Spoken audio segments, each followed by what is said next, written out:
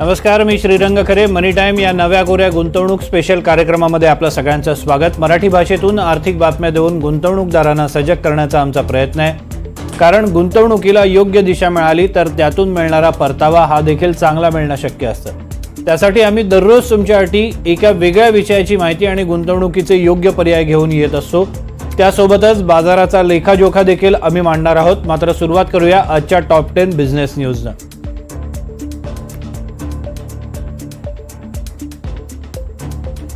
आठवड्याच्या सुरुवातीला वधारलेला बाजार आज पुन्हा एकदा घसरला. घसरण किरकोळ असली तरी देखील दिवसभरातले चढ उतार गुंतवणूकदारांच्या हृदयात धडकी भरवणारे ठरले. ख्रिसमसच्या पूर्वसंध्येला बाजारातले व्यवहार देखील जेमतेमच होते.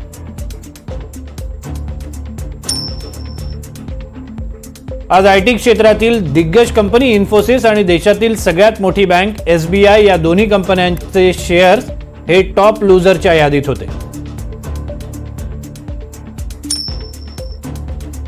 ग्रीव्स कॉटन ही कंपनी त्यांच्या इलेक्ट्रिकल टू व्हीलरच्या कंपनीचा IPO लवकरच बाजारामध्ये घेऊन येणार आहे. त्यासाठी कंपनीनं सेबीकडे अर्ज दाखल केला.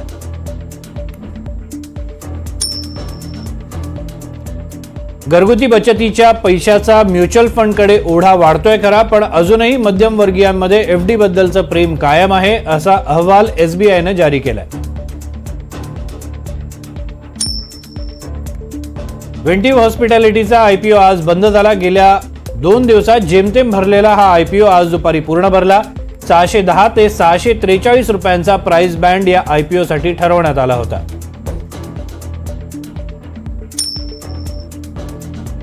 रिलायन्स इंडस्ट्रीजची सुमार कामगिरी वर्षभर सुरू राहिलेली आहे. जुलै महिन्यापासून आतापर्यंत रिलायन्सचा शेअर 26% घसरलेला आहे. येत्या काही दिवसात शेअर बाजारातला सगळ्यात मूल्यवान कंपनी म्हणून असलेला नावलौकिक रिलायन्स गमावण्याची शक्यता निर्माण झाली. ITCच्या टार्गेटमध्ये लक्षणीय वाढ करण्याचा निर्णय अँटिक स्टॉक ब्रोकर्स या नामांकित ब्रोकरेज फर्मनं घेतलेला आहे. अँटिक स्टॉक ब्रोकिंगनं ITCला 563 रुपये टार्गेट दिलेले आहे. भविष्यामध्ये FMCG उत्पादनामधून मोठा नफा मिळण्याची शक्यता फर्मने वर्तवलेली आहे. गव्हाच्या पिठाच्या दरवाढीचा मोठा परिणाम ग्रामीण अर्थव्यवस्थेवर होतोय. गव्हाच्या पिठाचा दर 40 रुपये किलोवर पोहोचलेला आहे. 2009 नंतर पहिल्यांदाच हा दर 40 रुपयांवर पोहोचलेला आहे. ऑटो कंपन्यांच्या डिसेंबरमधील विक्री मोठ्या प्रमाणात घसरण्याची शक्यता वर्तवण्यात येते. सगळ्यात मोठा मारुती सुझुकी आणि टाटा मोटर्स या दोन्ही दिग्गज कंपन्यांना विक्री घटण्याचा मोठा झटका बसण्याची शक्यता आहे. डॉलरच्या तुलनेमध्ये रुपयाची घसरण आजही सुरूच राहिली. आज एका डॉलरचा भाव 85 रुपये 20 पैशावर जाऊन पोहोचला. आज रुपयानं गाठलेली पातळी आतापर्यंतची नीचांकी पातळी आहे.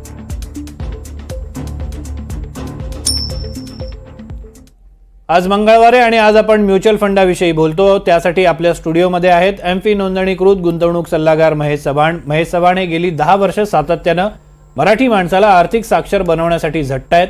महाराष्ट्रभरात विविध माध्यमातून ते गुंतवणुकीचा सल्ला देत असतात आणि गुंतवणूकदारांना योग्य दिशा दाखवण्याचा ते प्रयत्न करत असतात. आज आपल्याशी ते SBIनं मान्यता दिलेल्या एका नव्या ॲसेट क्लास विषयी बोलणार आहेत. महेशजी, तुमचं स्वागत आहे. सगळ्यात पहिला प्रश्न, सेबीनं गेल्याच आठवड्यात एका नव्या ॲसेट क्लासला मान्यता दिली आहे, ज्याला आपण SIF म्हणतोय. हे SIF म्हणजे नेमकं काय आहे? नमस्कार NDTVच्या सर्व प्रेक्षकांना.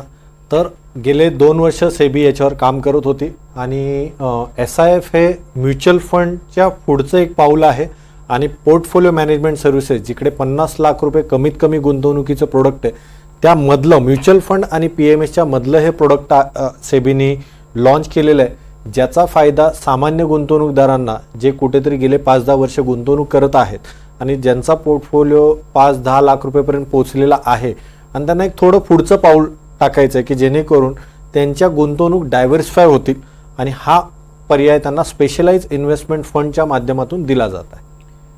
PMSचा तुम्ही उल्लेख केला. पोर्टफोलिओ मॅनेजमेंट सिस्टीम जी असते ती आणि म्युच्युअल फंडात नेमका काय फरक असतो आणि SIF हे या दोन्हीला सांधणारा दुवा म्हणून कसं काम करू शकेल? बरोबर.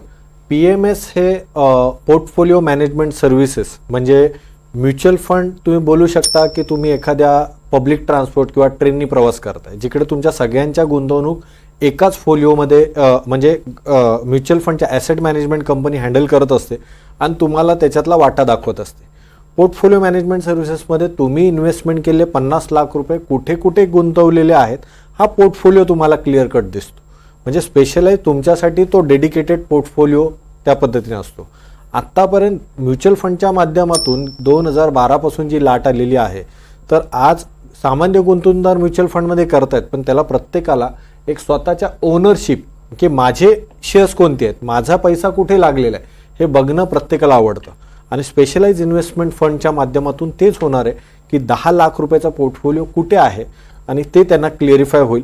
म्हणजे PMS एक भारतातील एक रिटेल गुंतवणूकदार जो आहे त्याला 50 लाख रुपयाचा आत्ता तो डायरेक्ट इन्व्हेस्टमेंट नाही करू शकत. इथे हे कुठेतरी 10 लाख रुपयामध्ये त्यांना त्या कॅटेगरीमध्ये नेऊन बसवण्यासाठी किंवा त्यांच्यासाठी तो पर्याय खुला करण्यासाठी हा सेबीने उचललेला पाऊल आहे. ओके, म्युच्युअल फंड आणि SIF याच्यात फरक नेमका काय आहे आणि म्युच्युअल फंडापेक्षा SIF हा गुंतवणूकदारांनी पर्याय स्वीकारण्यामागचं कारण काय, हा एक प्रश्न. बरोबर. दुसरं, SIF हे भारतामध्ये कधीपासून लॉन्च होईल आणि गुंतवणूकदार केव्हापासून त्याच्यामध्ये गुंतवणूक करू शकते? बरोबर. SIF भारतामध्ये जुलैपासून लॉन्च होईल. गव्हर्नमेंटने गेल्याच आठवड्यामध्ये याच्याबद्दल क्लॅरिटी दिली आहे आणि त्याच्यामध्ये पण कशा पद्धतीचे फंड्स असतील याच्यावरही क्लॅरिटी रोज नवनवीन माहिती सेबी आपल्याला देत आहे. आणि त्याचबरोबर कंपन्याही या पद्धतीचं प्रोडक्ट लॉन्च करण्यासाठी स्वतःची स्ट्रॅटेजीज आखत आहेत. हे प्रोडक्ट जर बघायला गेलं तर म्युच्युअल फंडच्या पुढे जाऊन, म्हणजे जर समजा मी गेले 2012 पासून किंवा 2014 पासून म्युच्युअल फंडमध्ये इन्व्हेस्टमेंट करतो, मला आता वाटतं की माझा एक पोर्टफोलिओ ठीकठाक झालेला आहे आणि कुठेतरी थोडी मला अजून डायव्हर्सिफिकेशन पाहिजे माझ्या गुंतवणुकीला. कारण म्युच्युअल फंडमध्ये होतं काय की इक्विटी फंड बोललं तर 70% त्याचा पैसा आहे तो शेअर बाजारात असतो, 20-30% त्याचा डेट फंडामध्ये असतो. स्पेशलाइज इन्व्हेस्टमेंट फंडमध्ये काय की इकडे ज्या पद्धतीने मल्टी ॲसेट क्लास आता फंड आले आहेत त्याचं थोडं पुढचं पाऊल, पण याच्यामध्ये ॲडव्हान्स स्ट्रॅटेजीज इकडे वर्कआउट होतील ज्या आतापर्यंत PMS मध्ये HNI क्लायंटसाठी होत्या. म्हणजे उदाहरणार्थ ॲडव्हान्स स्ट्रॅटेजी म्हणजे काय असते? ॲडव्हान्स स्ट्रॅटेजी म्हणजे मार्केट मोमेंटमनुसार त्याच्यामध्ये कोणता ॲसेट क्लास ॲड ऑन करायचा. बरोबर. थोडक्यात उदाहरण काय देऊ शकाल? म्हणजे याच्यामध्ये उदाहरण दिलं की जर समजा मार्केट पडतंय किंवा मार्केटमध्ये आता समजा तेजी आहे की इंडियामध्ये आता समजा वेडिंग सीझन चालू आहे, तर वेडिंग सीझनसाठी कोणते शेअर्समध्ये इन्व्हेस्टमेंट केलं जास्त आहे तर ती स्ट्रॅटेजी तो फंड मॅनेजर वर्कआउट करू शकतो. अशा वेगवेगळ्या अजून याच्यामध्ये कशा पद्धतीचे फंड येतील हे आपल्याला पुढच्या 1-2 महिन्यामध्ये पूर्ण क्लॅरिटी येईल. आणि मला वाटतं मार्च-एप्रिलपर्यंत हे फंड पण डिक्लेअर होतील की टाईप्स काय असतील. जसं म्युच्युअल फंडमध्ये इक्विटी फंड आहे, डेट फंड आहे, मल्टी ॲसेट फंड आहे, या पद्धतीने. ओके, पुढचा प्रश्न एक नॉर्मली जो विचारला जातो की याच्यासाठी जे शुल्क आकारलं जातं म्युच्युअल फंडाचं, SIFचं आणि जर पोर्टफोलिओ मॅनेजची जी यंत्रणा आहे त्याच्यासाठीचं शुल्क किती आकारलं जातं आणि ते जर ही SIF मध्ये जर कोणी गुंतवणूक करणार असेल तर त्याला ते शुल्क परवडणारं असेल का, महागडं असेल अशी भीती आहे? खूप छान आणि महत्त्वाचा प्रश्न विचारलात श्रीरंग सर. कारण पोर्टफोलिओ मॅनेजमेंट सर्व्हिसेसमध्ये जे शुल्क आकारलं जातं ते 2.5% म्हणजे 2.5% असतं. बरोबर. गुंतवणुकीच्या त्याला बोलतात की ॲसेट अंडर मॅनेजमेंट किती आहे, त्या पोर्टफोलिओची व्हॅल्यू किती आहे त्याच्यावर ते चार्ज केलं जातं. कारण म्हणजे वाढलं तर त्या वाढलेल्या रकमेवर 2.5%. येस, त्या पद्धतीने ते क्वार्टरली बेसिसवर पोर्टफोलिओला चार्ज केलं जातं. म्युच्युअल फंडमध्ये यालाच बोलतात की पूर्ण जो काही खर्च होतो त्याला एक्सपेन्सेस रेशो किंवा पूर्ण खर्च बोललं जातं. हा म्युच्युअल फंडमध्ये 1.5% असतो एकूण गुंतवणुकीच्या. बरोबर. त्याच्यामध्ये सगळं त्यांना मॅनेज करावं लागतं. तो जास्तही असू शकतो, पण आज कॉम्पिटिशनच्यामुळे तो PMS पेक्षा कधीही तो कमी असतो. PMS मध्ये कस्टोडियनचा खर्च असतो, डीमॅट अकाउंटचे चार्जेस असतात, इथे ते नसतात. हे प्रोडक्टच बनवलेले भारतातल्या रिटेल क्लाससाठी एक त्यांना गुंतवणुकीचा नवीन ऑप्शन देण्यासाठी सेबीने बनवले. त्यामुळे सेबींचं म्हणजे खरं त्याच्यामध्ये सेबीला धन्यवाद दिला पाहिजे की त्यांनी म्युच्युअल फंडच्या स्ट्रक्चरनुसारच त्यांनी इथे चार्जेस ठेवले आहेत. आणि अजून एक पुढचा प्रश्न म्हणजे टॅक्स स्ट्रक्चर. तर जे म्युच्युअल फंडमध्ये टॅक्स स्ट्रक्चर जे आहे सेम टॅक्स स्ट्रक्चर इथे ठेवलेलं आहे. अच्छा. इथे याचा फायदा म्हणजे अल्टिमेटली सेबीचं याच्यामध्ये ध्येयच आहे की जे भारतामध्ये जो कंटिन्युअस आज 18 करोड डीमॅट अकाउंट आहेत तर त्याच्यातले जे मॅच्युअर्ड इन्व्हेस्टर होत आहेत तर त्यांच्यासाठी एक नवीन पर्याय याच्यामधून खुला होतो. एक जो सर्वसामान्य गुंतवणूकदारांना प्रश्न पडेल की मी SIFकडे का वळावं. म्युच्युअल फंडातनं मला साधारणपणे ऑन ॲन ॲव्हरेज 12 ते 15% CAGR म्हणजे परतावा मिळू शकतो. बरोबर. SIFमध्ये किती मिळेल आणि PMSमध्ये किती मिळतो. बरोबर. PMSमध्ये पण म्युच्युअल फंड सारखेच वेगवेगळे प्रकार असतात, पण PMSमध्ये इन्व्हेस्टमेंट करणारा बऱ्यापैकी जो गुंतवणूकदार जो आहे तो क्लिअर असतो की मला म्युच्युअल फंडपेक्षा एक्स्ट्रा पैसे मिळावे, म्हणूनच तो 1.5% एक्सपेन्सेसपासून तो 2.5% द्यायला तयार झालेला असतो. इथे सर्वात मोठं मला सांगायला आवडेल की जेव्हा तुम्ही म्युच्युअल फंड खरेदी करता तेव्हा तुम्हाला फक्त NAV दिसत राहतं. बरोबर. याच्यामध्ये काय की PMSमध्ये लोक का जातात की मला ओनरशिप पाहिजे, म्हणजे माझ्या अकाउंटला दिसायला पाहिजे माझे 50 लाख रुपये कुठे लागले. बरोबर. तर इथे आज जर समजा जो गुंतवणूकदार आहे त्याचा एक चांगला फंड झालेला आहे, त्याला कळतं की पुढच्या 2-4-5 वर्षामध्ये माझ्या मुलांच्या शिक्षणासाठी जेवढा पैसा आहे तेवढा मला याच्यातून मिळतो आहे, पण माझी रिटायरमेंट अजून 10 वर्ष पुढे आहे आणि मला आता गेल्या 10 वर्षात थोडी मार्केटचे उतार चढाव याचं एक थोडी मॅच्युरिटी आली आहे आणि मला माझ्या रिटायरमेंटसाठी एक फंड डेडिकेटली इन्व्हेस्टमेंट करायचं आहे आणि थोडी रिस्क घ्यायला मी तयार आहे. बरोबर. कारण इथे वेगवेगळ्या स्ट्रॅटेजीजवर काम करणारे फंड मॅनेजर, तर थोडी रिस्क याच्यामध्ये म्युच्युअल फंडपेक्षा जास्त असणार आहे. ओके. बरोबर. परंतु जिथे रिस्क आहे तिथे रिवॉर्ड पण आहे. तर म्हणून ज्या गुंतवणूकदाराला जिकडे 12 ते 15% पुढचं हे करायचं आहे ते याच्यामध्ये चान्स घेऊ शकतात. ओके. जी गुंतवणूक आपण करतो त्याच्यासाठी काय लॉक इन पिरियड आहे. याच्यामध्ये तेच सांगतोय की मार्च एप्रिलपर्यंत म्हणजे इथे पण सेबीनी सेम म्युच्युअल फंडसाठी जो लॉक इन पिरियड आहे सो सेम तसाच ठेवलेला आहे. येथेही ओपन एंडेड फंड राहतील, क्लोज एंडेड फंड राहतील, इंटरवलच्या याच्यामध्ये इन्व्हेस्टमेंट करता येईल आणि त्याचबरोबर जो लॉक इन पिरियड असतो जो म्युच्युअल फंडला 3 वर्षाचा आहे तो इथेही कॅरी फॉरवर्ड सेम तसंच असतं. पण मग SIFकडे लोकांनी का वळावं. म्हणजे तुम्ही एक उदाहरण दिलं की म्युच्युअल फंडमध्ये ज्यांनी गुंतवणूक केलं त्यांना एक स्टेप पुढे जायचं. बरोबर. तर म्युच्युअल फंड आणि PMS यांच्या दोघांना सांधणारा दुवा म्हणून SIFकडे लोकांनी का वळावं. एक कारण काय वेगळं सांगू शकाल. एक कारण याच्यामध्ये एवढंच आहे की आज खूप जण शेअर बाजारामध्ये म्युच्युअल फंड SIP तर करतातच आहेत, पण शेअर बाजारामध्ये ट्रेडिंग करायला येतात, इन्व्हेस्टमेंट करायला येतात, परंतु तिथे रिसर्च कमी पडतो. बरोबर. डायव्हर्सिफिकेशन कमी पडतं आणि नुकसान होण्याचं प्रमाण जास्त असतं.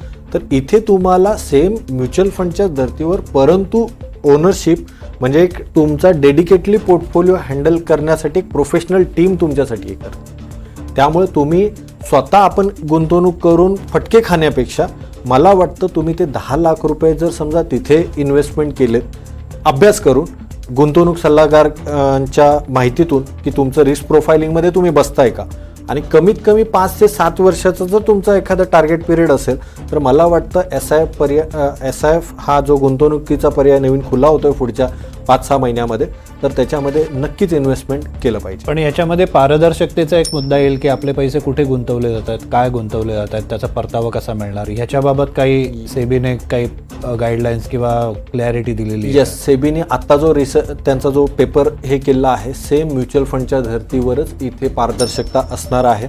कारण हे सगळं जे अंडर चालणार आहे ते सेम म्हणजे म्युच्युअल फंडचंच पूर्णपणे कॉपी कॅट केलेलं आहे, फक्त त्याला PMSचं एक कुठेतरी किनार देण्यात आलेली आहे. त्यामुळे पारदर्शकता जो सेबीचा मेन सर्वात मोठा हे आहे, तर प्रोडक्टच्या रिलेटेड कुठचीही म्हणजे ट्रान्सपरन्सी जी आहे ती क्लिअर क्रिस्टल ठेवायचं सेबीचा याच्यामध्ये हे आहे. अन्य कुठल्या देशांमध्ये अशी प्रॉडक्ट आहेत आणि तिथे नेमकं काय चित्र आहे. म्हणजे तिथे परतावा मिळतोय लोकांना चांगला आणि तेच रेप्लिका आपल्या भारतात होते. येस. अमेरिकेमध्ये जर तुम्ही बघितलं स्पेशलाइज इन्व्हेस्टमेंट फंड सारखे खूप सारे म्हणजे तिकडे ऑलरेडी त्यांचं मार्केट आपल्यापेक्षा 70-80 वर्ष पुढे असल्यामुळे त्यामुळे अशा पद्धतीचे फंड्स तिकडे खूप चांगल्या पद्धतीने रन होत आहेत. परंतु अजून आपलं मार्केट जे आहे ते आत्ता कुठेतरी मॅच्युरिटी स्टेजला जातं आहे आणि मला वाटतं ही एक स्टेप बाय स्टेप पुढे जाण्याची जी प्रोसेस आहे आणि सेबीनी खरंच चांगल्या लेवलला घेतलं हे मोठं पाऊल आहे आणि ह्या एक गेम चेंजर प्रोडक्ट याच्यामध्ये ठरू शकतं.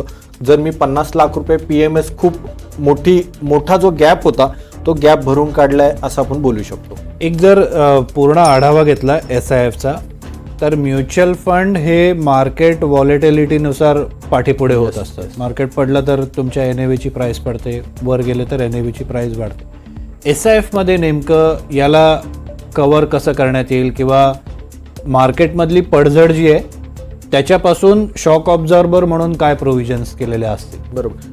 आजचाच म्हणजे सेबीनी जी रिसर्च म्हणजे याच्यावर R&D करणारी जी टीम आहे त्यांनी आजच सांगितलं आहे की याच्यामध्ये हेजिंगसाठी FNO वगैरे पण येण्याचे चान्सेस आहे. अच्छा, बरोबर. जेणेकरून जेव्हा मार्केट पडतं, आता तुम्ही पाहता की गेले महिनाभर मार्केटमध्ये पॅनिकनेस आहे, बरोबर. तर अशा वेळेला 5%, 10%, 20% पर्यंत हेजिंगसाठी पण याच्यामध्ये ॲडव्हान्स स्ट्रॅटेजीज वर्कआउट केल्या जातील. तर आत्ताच्या घडीला आपल्याला एक 2-3 महिने थांबावं लागेल, तेव्हा आपल्याला क्लॅरिटी मिळेल की कशा पद्धतीचे इनिशियल लेवलला सेबी क्लिअर आहे की आम्ही 2 फंड याच्यामध्ये तरी घेऊन 2 स्ट्रक्चर फंड याच्यामध्ये घेऊन येतो आणि त्यानंतर ॲसेट कंपन्या त्यानुसार फंड स्वतःचे आणतील.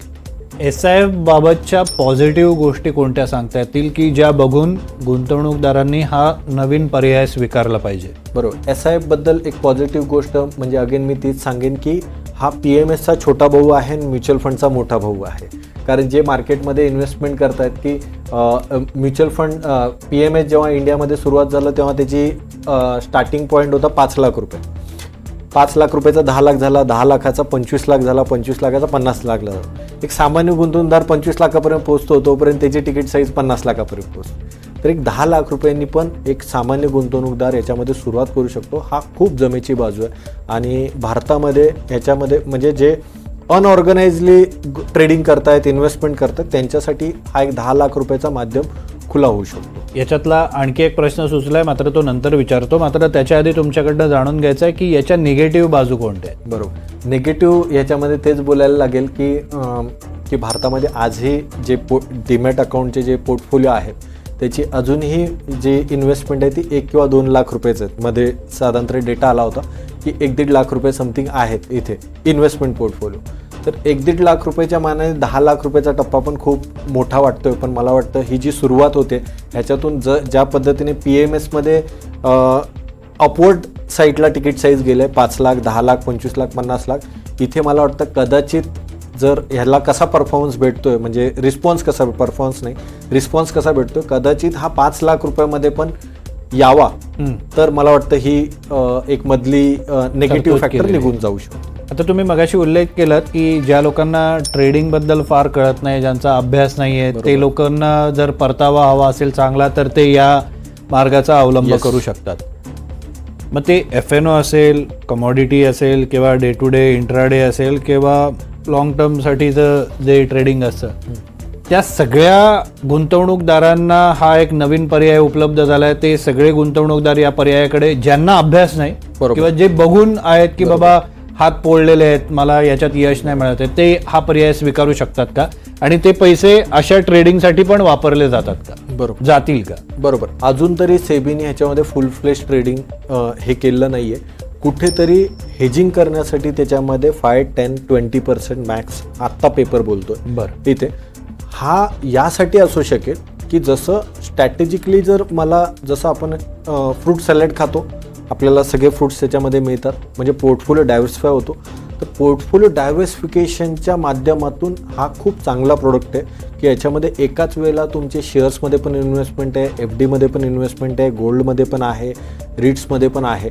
जे रिअल इस्टेटमध्ये जर तुम्हाला NAV टाईप इन्व्हेस्टमेंट करायचं तर त्या पद्धतीने हा खूप चांगल्या पद्धती म्हणजे जेणेकरून रिस्क डायव्हर्सिफिकेशन प्लस त्याला चांगल्या पद्धतीने रिटर्न्स मिळू शकतात. ह्यासाठी हा खूप चांगल्या पद्धतीचा आहे. काही लोक जे रिटायर होत आहेत त्या रिटायर्ड लोकांनी त्यांच्या रिटायरमेंटमधनं येणारा पैसा जर या पर्यायात लावला तर त्यांना कशा पद्धतीने त्याचा फायदा होऊ शकेल? कारण त्यांची अपेक्षा असते की रिटायरमेंट नंतर एक ठराविक रक्कम आयदर एक ठराविक मुदतीत तरी मिळावी किंवा मला दर महिन्याने तरी मिळत राहावी. तर असे लोक याच्यामध्ये गुंतवणूक करू शकतात का? आत्ता तरी मी एक गुंतवणूक सल्लागार म्हणून मी सांगेन की आत्ता तरी रिटायरमेंट जे लोक होत आहेत तर त्यांनी ह्याच्यासाठी वेट करणं गरजेचं आहे. कारण आपल्याला क्लॅरिटी यायला, कारण प्रोडक्टचं जे डिटेलिंग आहे किंवा ते कम्प्लीट व्हायला अजून वेळ आहे. तर आत्ताच त्यांच्यासाठी हे प्रोडक्ट होईल की नाही, त्यांच्यासाठी खूप सारे चांगले फंड आहेत म्युच्युअल फंडमध्ये, पण इथे त्यांच्यासाठी तरी आत्ता अजून क्लॅरिटी नाही आहे. पण करायचं जर असेल तर असं करू शकतात, जर आज एखाद्याला रिटायरमेंटला 100 रुपये मिळाले आहेत, पण त्यातले 90 रुपयावर त्याला काहीतरी आज मिळतं आहे, त्याच्यामध्ये त्याचं पेन्शन चालते आहे समजा, पण जे 10 रुपये राहतात, जे त्याला पुढचे 5-10 वर्ष, कारण रिटायरमेंट एज 58 पकडलं तर त्याचा रिटायरमेंट स्पॅन पण 20 इयर्स आहे, तर त्यातले 10 रुपये म्हणजे 10 लाख रुपये तो पुढच्या 10 इयर्ससाठी लावू शकतो. पण याची क्लॅरिटी यायला आपल्याला जुलैपर्यंत थांबावं लागेल. अशा कुठल्या ॲसेट क्लास आहेत की जे मोडून त्यातला एक ठराविक भाग आपण SIF कडे वळवू शकतो?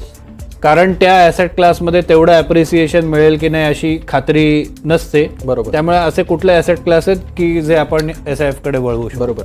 SIF मध्ये जाण्यासाठी 2 ॲसेट क्लास आहेत की ज्याच्यामधून तुम्ही जाऊ शकता. म्हणजे जर समजा एखादे पती पत्नी आहेत, गेले 10 वर्ष खूप स्ट्रॅटेजिकली डिसिप्लिन वेने म्युच्युअल फंडमध्ये SIP करत आहेत, बरोबर, आणि त्या दोघांचं ध्येय आहे की आपल्या मुलांचं एज्युकेशन आणि आपलं रिटायरमेंट, बरोबर, तर तिथे एक चांगला फंड तयार झालेला आहे. तर त्यातला काही फंड 10 लाख रुपयाचं ते याच्यासाठी इन्व्हेस्टमेंट करू शकतात की जर अजून त्यांचं रिटायरमेंट समजा 15-20 वर्ष पुढे, बरोबर, म्हणजे कमीत कमी 10 वर्ष जर रिटायरमेंटला आहेत, हे 10 लाख रुपये फॉर अवर रिटायरमेंट या पद्धतीने डायव्हर्सिफाय करू शकतो. दुसरी गोष्ट, आजच आपण पाहिलं की आजच SBIचा अहवाल आलेला आहे की अजूनही FD मध्ये लोकांच्या इन्व्हेस्टमेंट आणि लोकांचा अजून तो कल आहे. तर ज्यांच्या ऑलरेडी FDs मध्ये आहेत पण त्यांना थोडं नवीन प्रोडक्ट पाहिजे, बरोबर, म्हणजे जे आतापर्यंत समजा म्युच्युअल फंडमध्ये करत असतील आणि एक FD मध्ये जर त्यांची जी काय आहे तर त्यांच्या रिस्क कॅपिटेटनुसार, रिस्क प्रोफाईलनुसार आणि असलेला कालावधी यामध्ये ते ह्या 10 लाख रुपयाच्या SIF मध्ये इन्व्हेस्टमेंट करू शकतात. असं का? म्हणजे थोडंसं समजावून सांगा. FD वर मिळणारा परतावा आणि SIF वर मिळणारा परतावा, अगदी आपण थेट आकडेवारी नाही जरी आता सांगू शकलो, अँटिसिपेट नाही करू शकलो, तरी FD पेक्षा SIF मध्ये का गुंतवणूक परवडणारी किंवा फायदेशीर आहे? येस, SIF मध्ये अगेन हा ग्रोथ इन्व्हेस्टमेंट प्रोडक्ट आहे. FD ही सेव्हिंगवाला प्रोडक्ट आहे, बरोबर, बचतीचा प्रोडक्ट आहे. इकडे तुमचे कॅपिटल सेफ्टी आणि 6% तुम्हाला मिळणार आहे. पण इन्फ्लेशनला जर मला बीट करायचं तर माझा काहीतरी ॲसेट क्लास ग्रोईंगमध्ये असायला पाहिजे, बरोबर. तर SIF तो ऑप्शन देतो, म्हणजे जो ऑप्शन म्युच्युअल फंड देतं त्याच्या म्युच्युअल फंडचा पुढचा ऑप्शन SIF देतं. तर त्यामुळे काही ना काहीतरी तर याच्यामध्ये अभ्यास करून आणि गुंतवणूक सल्लागाराच्या माध्यमातून नक्कीच FD गुंतवणूकदार जे आहेत ते याच्यामध्ये 10 लाख रुपयाची इन्व्हेस्टमेंट करू शकतात. एक प्रश्न असा देखील निर्माण होतो की जसं म्युच्युअल फंडमध्ये आपण SIP करतोय, बरोबर, तसं SIF मध्ये SIP करता येऊ शकेल का? लमसमच पैसे टाकणं गरजेचं आहे? नाही, याच्यामध्ये मंथली इन्व्हेस्टमेंट करता अजून तरी सेबीनी कुठचं हे दिलं नाहीये. याच्यामध्ये मिनिमम 10 लाख रुपीज पासूनच सुरुवात होणार. पण याची जी ओरिजिनल मॉडेल आहे त्याच्यामध्ये अशी काही तरतूद बघायला मिळते अमेरिकेमध्ये? नाही, अशी काहीच नाहीये. पुन्हा एक प्रश्न FDशीच रिलेटेड आहे की FD आणि जर SIF जर आपण तुलना केली तर FD मध्ये ज्या पद्धतीनं लिक्विडिटीची संधी असते, बरोबर, तशी SIF मध्ये मिळणार का? म्हणजे मगाशी तुम्ही उल्लेख केलात की ओपन एंडेड पण पॉलिसी आहेत म्हणून.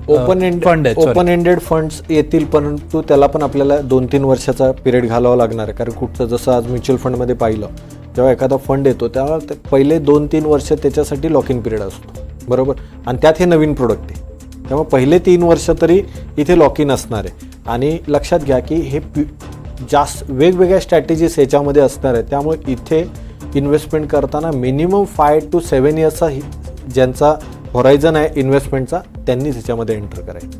नाही, पण एक असाही प्रश्न या निमित्ताने उभा राहतो की मला आत्ता गुंतवणूक करायची आहे, तर मी आत्ता गुंतवणूक केलेली फायदेशीर ठरेल का 1-2 वर्ष थांबून तो परफॉर्म कसा करतोय हे बघून गुंतवणूक करणं योग्य ठरेल? बरोबर, म्हणजे जे FD मधून जर SIF मध्ये जातील तर त्यांनी वेटच केला पाहिजे. ओके, बरोबर, कारण त्यांना अजून म्युच्युअल फंडचे अपडाऊनच माहिती नाही. पण जो ऑलरेडी म्युच्युअल फंडमध्ये आहे, जो ऑलरेडी शेअर्समध्ये आहे, त्यांना ह्या प्रोडक्टमध्ये ॲडव्हान्टेजेस, कारण प्रोफेशनल मॅनेजमेंट तुम्हाला मिळते सेम म्युच्युअल फंडच्या फी स्ट्रक्चरमध्ये, जे तुम्हाला PMS मध्ये म्युच्युअल फंडपेक्षा जास्त फी स्ट्रक्चर आहे ते इथे तुम्हाला याच्यामध्ये मिळते. त्यामुळे FD मधून जे याच्यामध्ये जातात, पहिलं तर त्यांना लॉक इनमध्ये राहावं लागेल 3 वर्ष, त्यानंतर तो फंड कसा परफॉर्म करतो. त्यामुळे FD वाल्यांसाठी ते सजेस्टेबल नाही. पण जे म्युच्युअल फंडमधून याच्यामध्ये जातात तर ते बिंदास त्याच्यामध्ये पर्याय म्हणून पाहू शकतात. पण त्याच्यामध्ये पण आणखी एक गोष्ट आहे की ज्या पद्धतीनं म्युच्युअल फंडावर मला परतावा मिळतोय बरोबर. आणि लिक्विडिटी मिळते, त्याच पद्धतीने SIF वर मिळेल याची खात्री अनेकांना आता शंका त्यांच्या मनात निर्माण होऊ शकते.